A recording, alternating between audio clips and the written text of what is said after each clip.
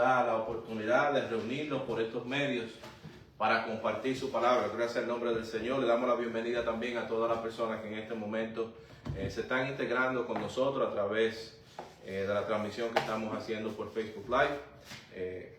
Le damos la bienvenida, gracias al nombre del Señor, y vamos nosotros inmediatamente a dar seguimiento al estudio de la palabra del Señor. Gracias al nombre del Señor. Antes de empezar el estudio, vamos a ponernos en la mano del Señor para que sea guiando, dirigiendo todo lo que nosotros hacemos aquí en esta noche, que sea para su gloria y para su honra. Amén.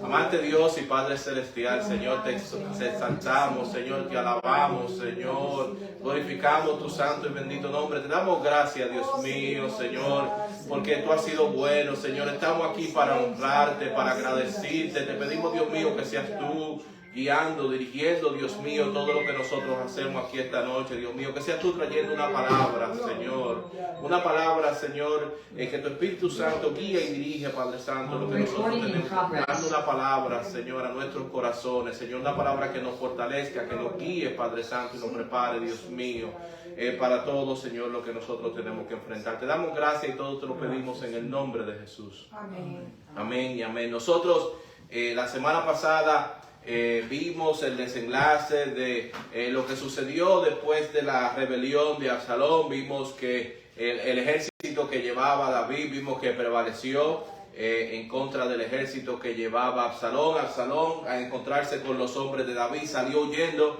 en un mulo, y el mulo lo llevó a una parte que iba debajo de árboles, y él se quedó enredado por su pelo en los árboles. A Joab le llegó la noticia de dónde estaba Absalón. Joab fue a aquel lugar con 10 hombres y le quitó la vida a Absalón.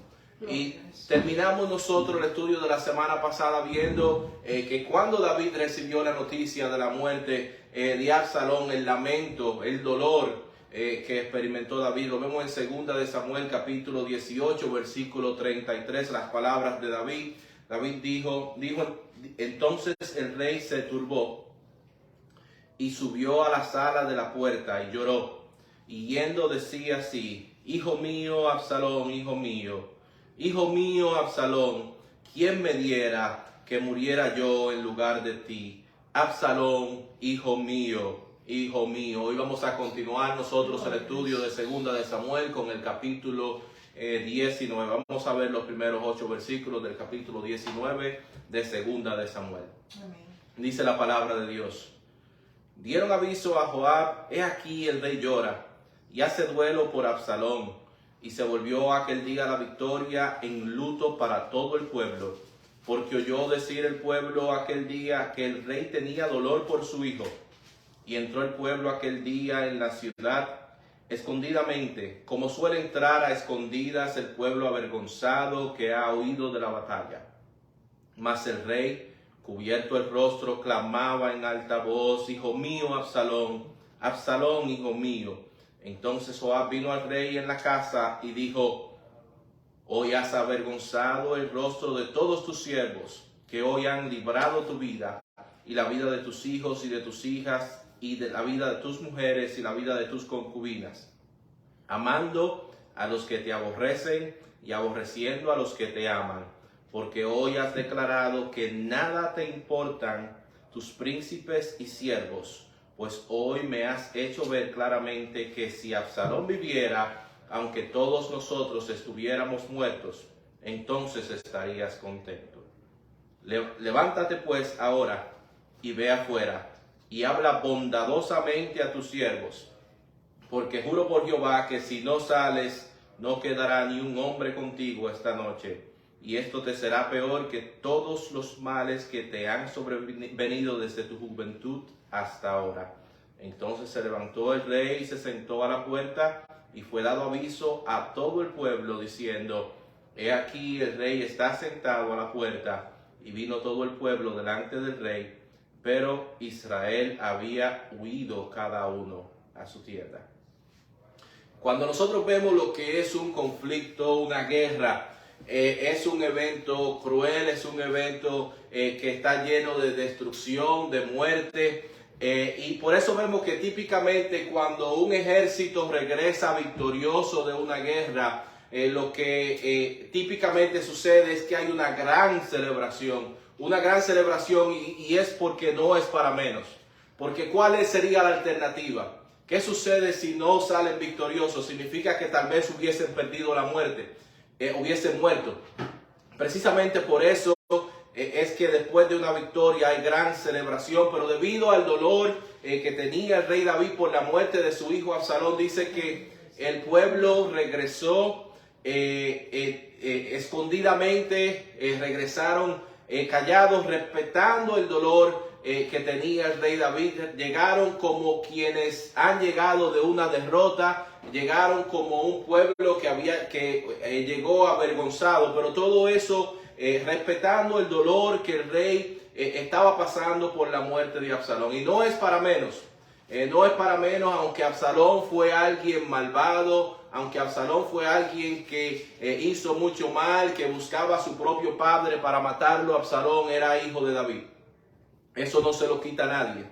Era hijo de David y David estaba pasando por un dolor fuerte. Pero en este caso nosotros vemos que hay en ocasiones que hay personas que el Señor los está usando. Está el Señor obrando en ellos de alguna manera.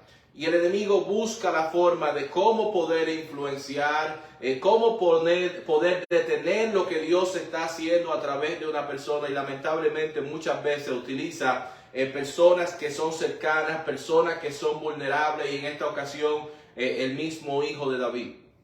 Por eso vemos que hay veces que el Señor se está moviendo de una manera en un ministerio. Hay personas que se están salvando. El Señor está haciendo grandes cosas. Y vemos de momento que hay tal vez hijos dentro de ese ministerio, hijos de las personas que están dirigiendo a cargo de ese ministerio. Y vemos que de momento se ponen rebeldes, de momento se buscan amistades que no son convenientes, se envuelven en cosas que no deben de envolverse.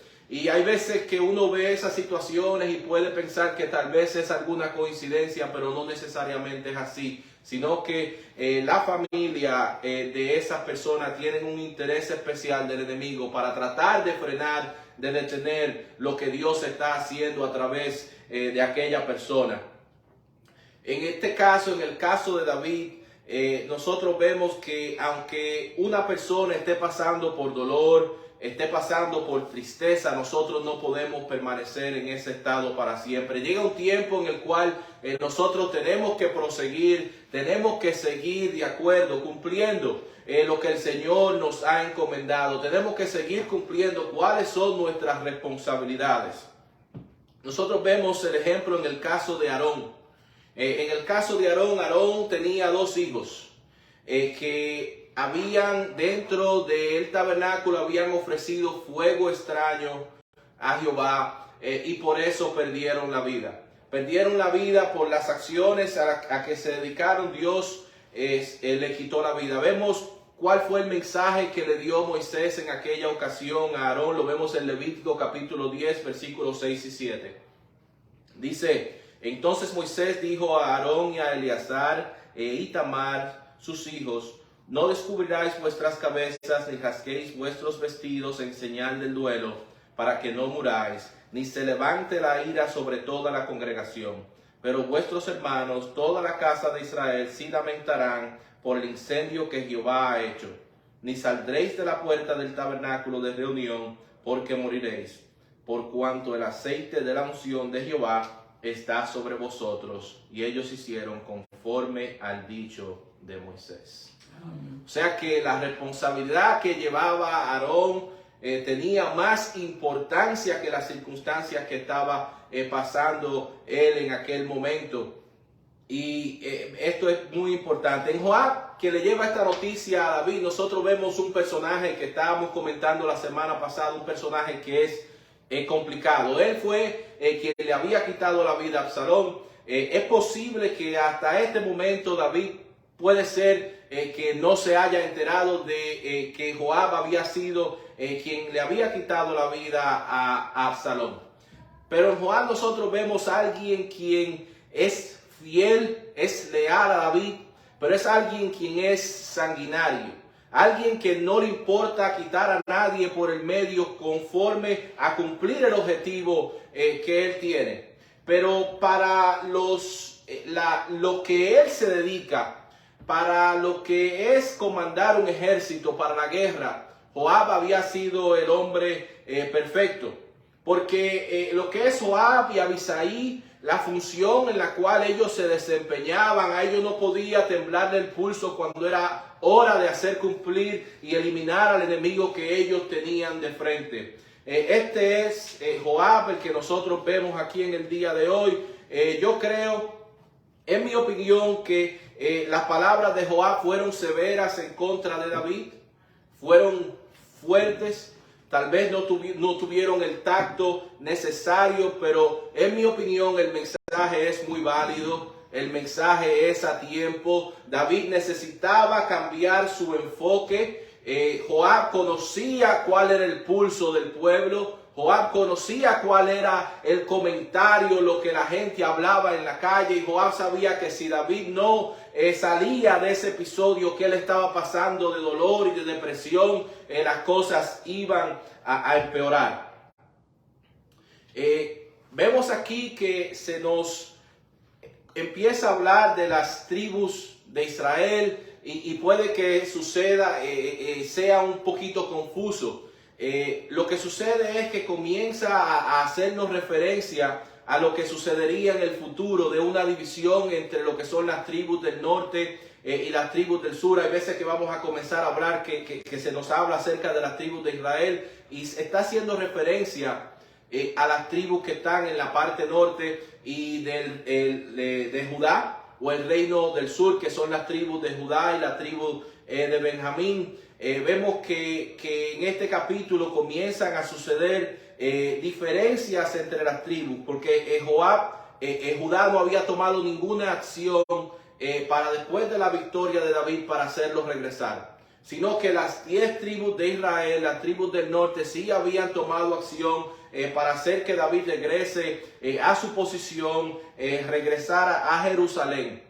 Vemos entonces que David, enterándose de cómo está el ambiente político, entonces él envía a los sacerdotes con un mensaje al liderazgo, a los ancianos de la tribu de Judá, explicándole que él no tiene nada en contra de ellos. Él sabe que ellos han sido parte de la conspiración, que ellos han estado unidos con Absalón, pero en el interés político de David lo que existe es una reconciliación. Por eso vemos que David entonces le hace una oferta entonces a Judá y decide elegir un hijo de Judá que es Amasa. Amasa había sido el comandante de Absalón, de esta revolución, y David decide darle la posición de Joab a Amasa. Con esta decisión él convence entonces al liderazgo de Judá a que se una a las demás tribus de Israel, a las tribus del norte, para que lo hicieran regresar a Jerusalén, a su posición como rey sobre toda Israel. Vemos el versículo 16 en adelante. Dice: y Simeí, hijo de Gera, hijo de Benjamín, que era de Baurín, se dio prisa y descendió con los hombres de Judá a recibir al rey David.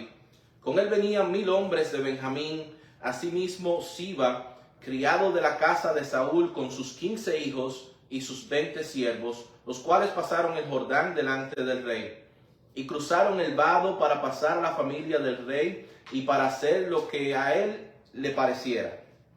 Entonces Simeí, hijo de Gera, se postró delante del rey cuando él hubo pasado el Jordán, y dijo al rey: no me culpe mi señor de iniquidad, ni tengas memoria de los males que tu siervo hizo en el día que mi señor el rey salió de Jerusalén.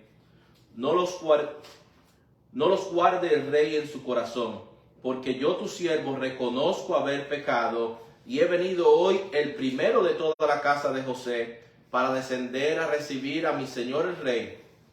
Respondió Abisai, hijo de Sarbia, y dijo: ¿no ha de morir por eso Simeí, que maldijo al ungido de Jehová? David entonces dijo: ¿qué tengo con vosotros, hijos de Sarbia, para que hoy me seáis adversarios? ¿Ha de morir hoy alguno en Israel? pues no sé yo que hoy soy rey sobre Israel. Y dijo el rey a Simeí, no morirás, y el rey se lo juró. Recordemos de Simeí. Simeí era familiar de Saúl, y él, cuando David había salido huyendo de Jerusalén para no enfrentarse a su hijo Absalón, él le había salido al encuentro maldiciéndole, tirándole piedras a David y a los hombres que estaban con David. Pero en aquella ocasión habíamos visto también cuál había sido la reacción de Abisai. Igual que ahora, esta es la tercera vez que Abisai le ofrece sus servicios a David de llevarse a alguien por el medio.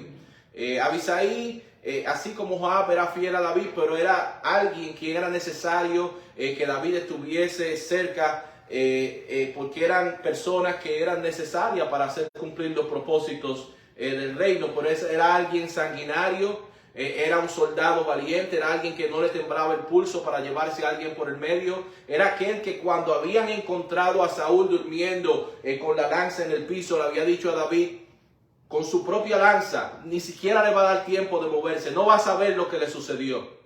También cuando habíamos visto a David que salió huyendo de Jerusalén, que Simeí le tiraba piedras, él le había dicho, ¿por qué maldice este perro muerto a mi señor el rey? Te ruego que me dejes pasar y le quitaré la cabeza. Y ahora también Simeí de igual manera se ofrece de quitarle la vida, pero vemos que David no accede. David tiene su interés el que haya, el que exista paz. David tiene seguridad en su posición que él tiene. Él dice, no soy yo el rey, eso se lo había dado Dios. No había nadie que se lo podía quitar a David. Eso era algo que Dios se lo había otorgado.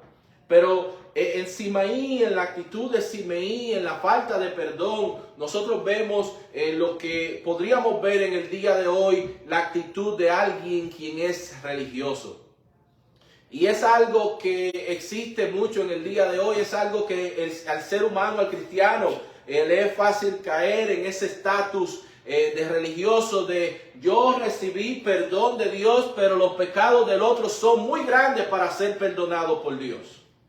Hay gente que lamentablemente piensa de esa manera.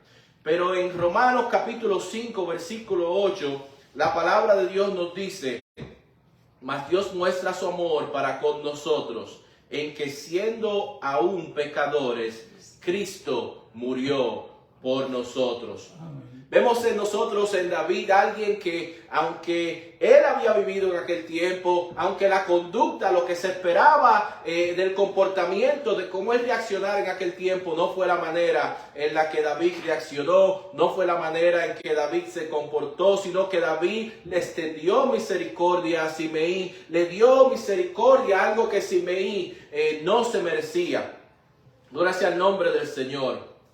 Y eso ha hecho el Señor con nosotros, ha tenido misericordia con nosotros. Pero como explicamos de las personas religiosas, muchas veces el pecado en los demás es algo que se ve muy grande en los demás. Yo sí puedo ser perdonado, quiero perdón, quiero misericordia para mí, pero quiero la justicia de Dios, el castigo de Dios para nosotros. Así reacciona el mundo religioso. Vemos en el Evangelio de Mateo, en el capítulo 7, versículos 4 y 5, el Señor Jesucristo dice, oh, ¿cómo dirás a tu hermano, déjame sacar la paja de tu ojo, y he aquí la viga en el ojo tuyo?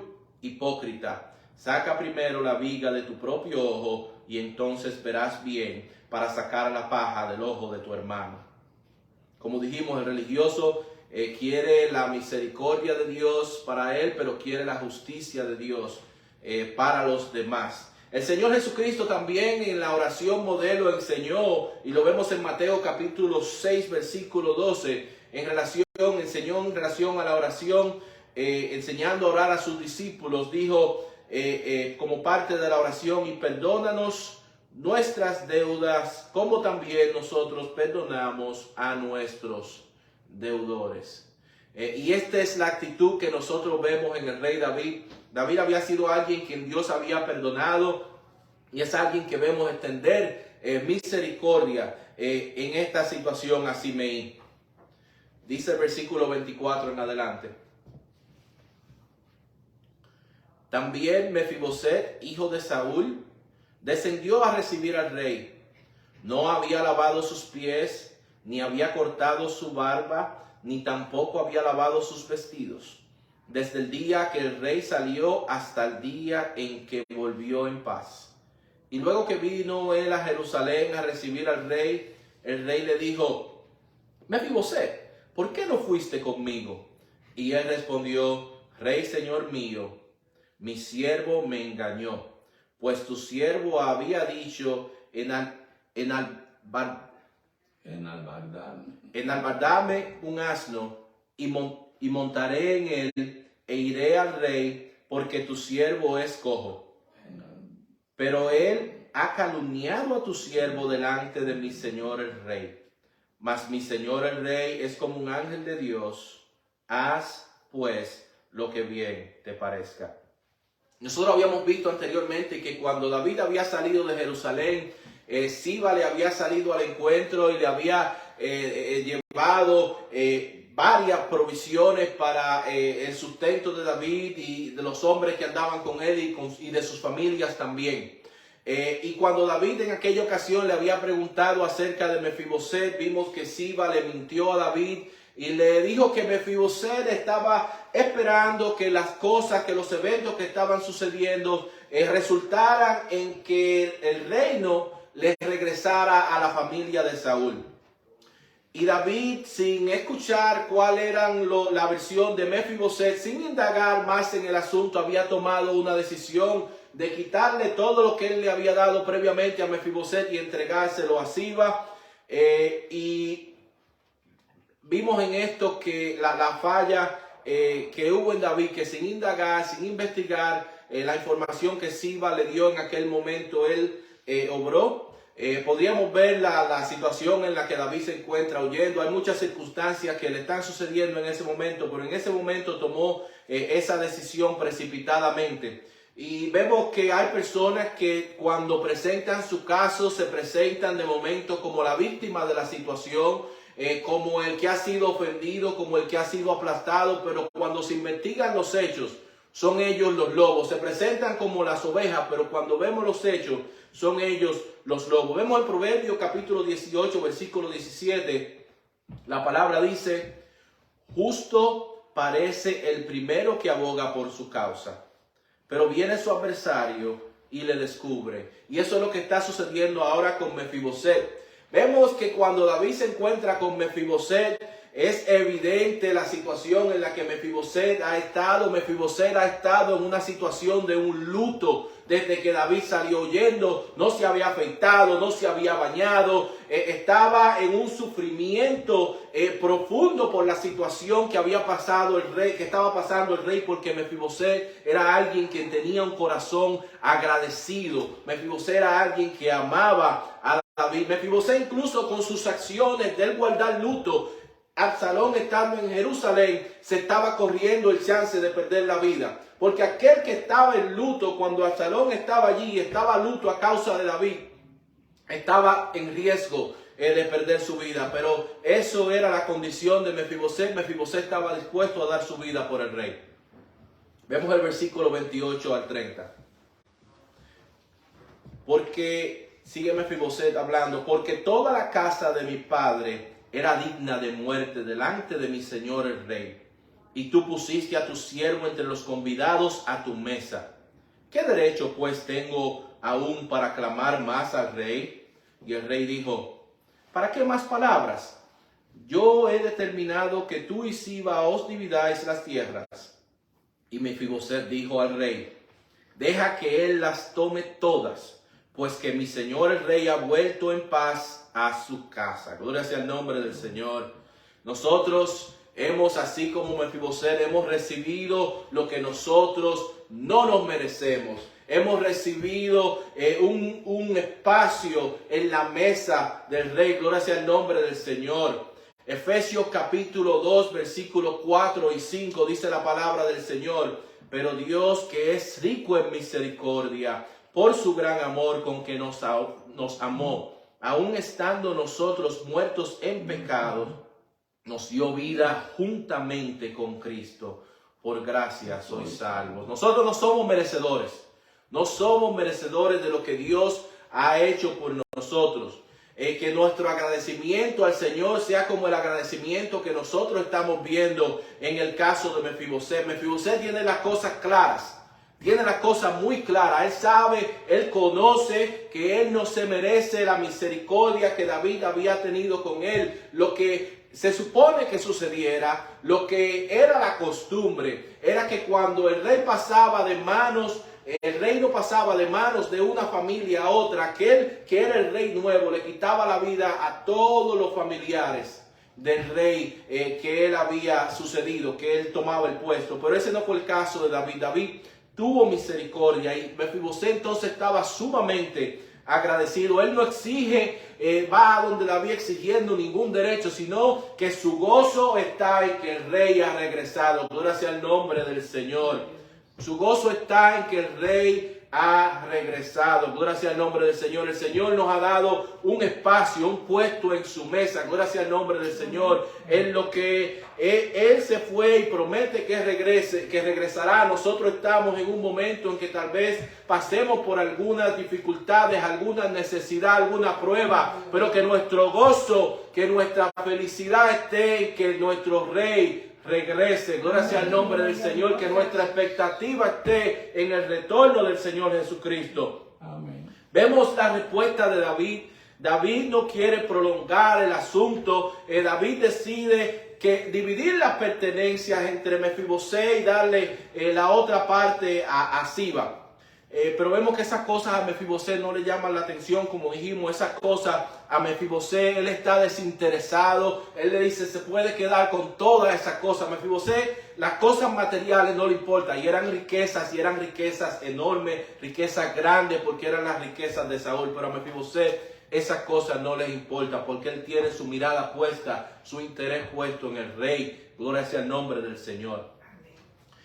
Hay algunos comentaristas que dicen que puede ser que Salomón haya estado presente en aquellos eventos como niño, o que tal vez David, aprendiendo la lección que esto le había enseñado, le había contado a Salomón acerca de este evento, y que Salomón utilizó este método cuando se le presentó un caso bien difícil. Y fue el caso en que habían dos mujeres que vivían en una misma casa y ambas habían dado a luz un niño.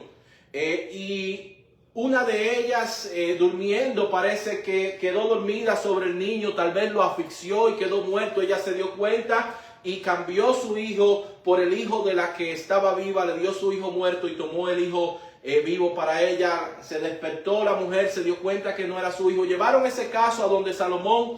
Y en aquel tiempo no existía la tecnología médica que nosotros tenemos en el día de hoy, que esas decisiones son decisiones que se pudieran haber tomado de una manera fácil. Sin embargo, vemos que cuál fue la decisión de Salomón ante aquella caso que era difícil. Salomón le dijo, vamos a cortar entonces el niño en la mitad. Y cuando Salomón dijo de cortar el niño en la mitad, vemos que la que era la madre verdadera del niño exclamó, no lo hagan, que se lo den a la otra mujer. Y la que el niño estaba muerto dijo, sí, maten a aquel niño. Vemos que utilizó el mismo método que David está utilizando en decir que la tierra, que las pertenencias se dividan. Y dio con la solución del caso de quién era en realidad el dueño, quién era en realidad la madre de aquel niño. Vemos el versículo 31 en adelante. También Barzillai, galadita, descendió de Rogelín y pasó el Jordán con el rey para acompañarle al otro lado del Jordán. Era Barzillai muy anciano, de 80 años, y él había dado provisiones al rey cuando estaba en Mahanaim, porque era hombre muy rico. Y el rey dijo a Barzillai, pasa conmigo y yo te sustentaré conmigo en Jerusalén. Mas Barzillai dijo al rey, ¿cuántos años más habré de vivir para que yo suba con el rey a Jerusalén? De edad de 80 años soy este día. ¿Podré distinguir entre lo que es agradable y lo que no es? ¿Tomará gusto ahora tu siervo en lo que coma o beba? ¿Oiré más la voz de los cantores y de las cantoras? ¿Para qué pues ha de ser tu siervo una carga para mi señor? ¿Pasará tu siervo un poco más allá del Jordán con el rey? Porque me ha de dar el rey tan grande recompensa. Yo te ruego que dejes volver a tu siervo y que muera en mi ciudad, junto al sepulcro de mi padre y de mi madre. Mas he aquí a tu siervo Cuimán, que pase él con mi señor el rey. Haz a él lo que bien te pareciere. Recordemos que Barzillai había salido a la ayuda de David con 2 hombres más y él había llevado una inmensidad de provisiones. Dice que él era rico, pero vemos que esa ayuda que él llevó a David fue una ayuda desinteresada, fue una ayuda en la cual él no esperaba ningún tipo de recompensa. Él había hecho lo que había hecho por amor al rey David. Vemos que David le ofrece a Barzillai que regrese con él al palacio para darle recompensa con eso. Ese es el privilegio más grande que se le podía dar a una persona, ser parte de la gente que está en el palacio, los lujos más grandes. Pero Barzillai es de 80 años y él tiene una perspectiva distinta acerca de la vida. A él dice que no quiere ser carga para el rey. Él no quiere que el rey tenga que tenerle tal vez enfermera, tal vez una jonaterna que lo atienda allí en el palacio, sino que él tiene prioridades distintas. Tal vez ya él no tiene los dientes que él puede morder aquella carne asada que se hace en el palacio.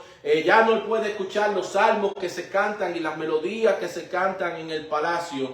Ya para Barzillai la perspectiva de su vida, lo que tiene valor en su vida no son esas cosas, sino es estar cerca de los suyos, cerca de sus familiares.